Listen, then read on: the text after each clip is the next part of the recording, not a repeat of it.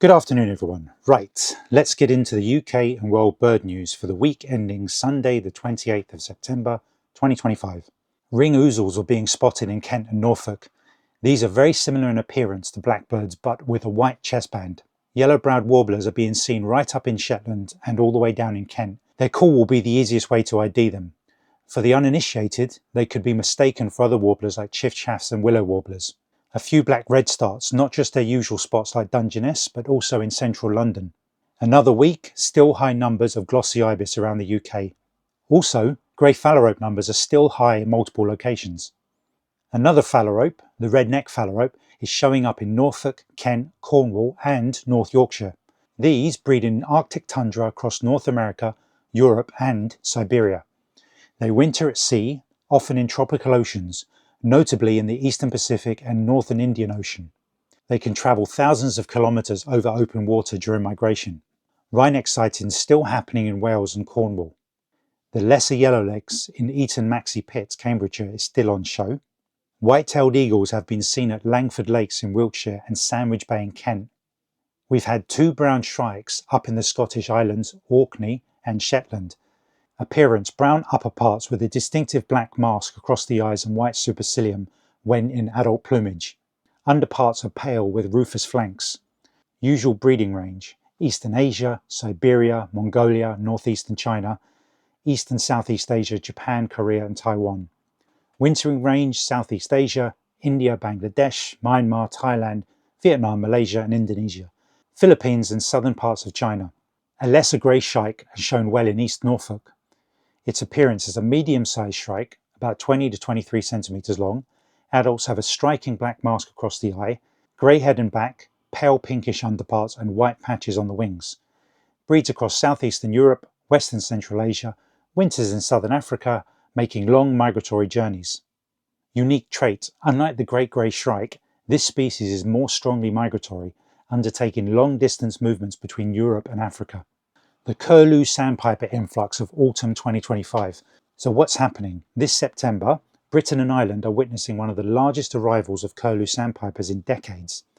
Birders and ringers are reporting them in unusually high numbers across wetlands, estuaries and coastal lagoons.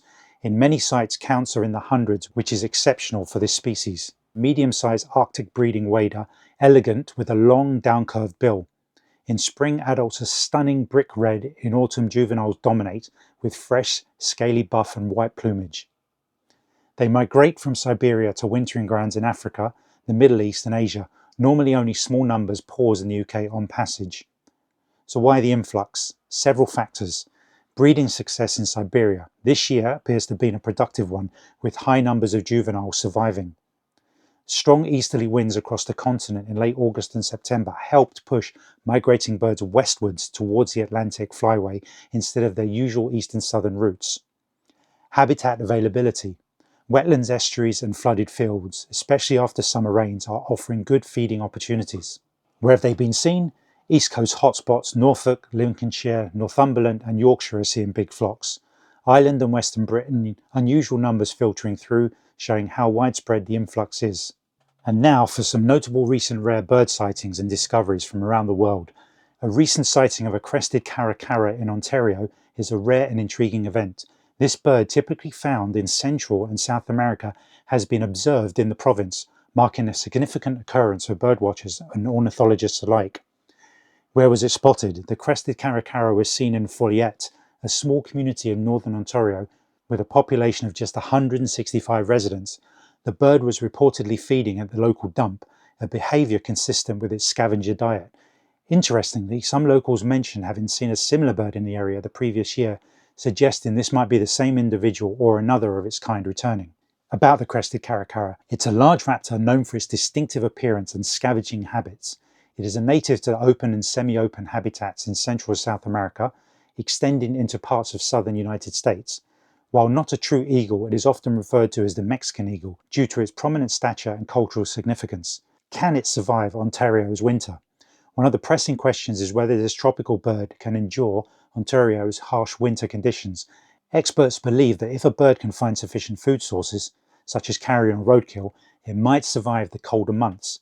However, The frigid temperatures and snow present significant challenges for a species accustomed to warmer climates. For bird enthusiasts, this sighting presents a unique opportunity to observe a species far outside its typical range. Birders from various regions have travelled to Follet to catch a glimpse of the crested caracara, adding to their life lists and contributing to the broader understanding of avian migration patterns. Over to Texas, where northern jacana has been spotted. It occurred in Santa Ana National Wildlife Refuge in Hidalgo County in southern Texas, in the lower Rio Grande Valley. The bird was seen foraging in pintailed lakes, specifically at Pintail Lakes 5, about half to 1 mile walk from the refuge's visitor center. US Fish and Wildlife officials confirmed the sighting in late September 2025. This is the first confirmed sighting of the northern jacana at Santa Ana since November 2016. The bird was observed foraging near the edge of the water, among aquatic vegetation like pods, which is typical jacana habitat. It was described as hesitant yet deliberate, moving carefully, surveying the surroundings, occasionally tail popping, a behavior seen in related marsh birds, and preening after moving into deeper water. Observers got quite close at times. Reports mention as close as 12 feet, but maintained distance when the bird's behavior changed or it flew off. Texas has had around 24 historical records of northern jacanas, mostly in the lower Rio Grande Valley, particularly in fall and winter. There was once a small breeding population in Brazario County, Manor Lake, Texas, south of Houston, from about 1967 until the late 1970s, with as many as 40 individuals. That population declined and disappeared due to habitat destruction, the removal of floating vegetation and freeze events. Okay folks, that's the UK and world bird news for this week, and I'll speak to you next week.